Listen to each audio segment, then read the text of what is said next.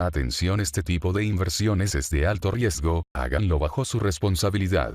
Empecemos. En este video tutorial les enseño este experimento que hice con la plataforma IQ Option, donde con Bitcoin funcionó de maravilla sin stop loss pero no con Forex, todo lo hice con dinero real. Este que están viendo aquí ustedes es una operación que hice con Bitcoin. Lo que hice fue que invertí $7 con el multiplicador 10 y le puse 28% de autocierre en ganancia en alcista. Resultado, gané el 75% de la ganancia y solo perdí el 25%, como ven donde dice tarifa nocturna, a pesar de que tantas veces paso el límite de la pérdida, en otras palabras llego incluso a menos 100% como ven en la gráfica, pero no perdí mi capital, seguía ganando hasta llegar al autocierre en ganancia que le puse. Ahora lo que pasó con Forex fue todo lo contrario. En Forex el resultado fue malo, así paso invertí $14 con un autocierre en ganancia de 29%, multiplicador 300 en alcista y en tan solo una noche perdí el 100%.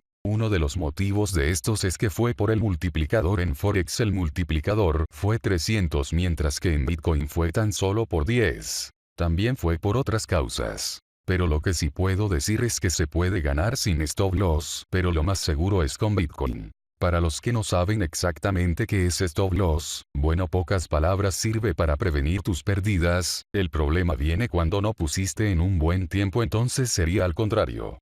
Como sabrán, los más grandes traders operan sin stop loss, obviamente no todos, pero sí la mayoría, y también tomar en cuenta que si quieres ver resultados a diario es mejor operar con stop loss. A ver chicos, cuéntanos abajo en los comentarios del video, si les ha ayudado esta técnica que les enseño en este video tutorial, como también comenten si ustedes han operado alguna vez sin stop loss y con qué operación.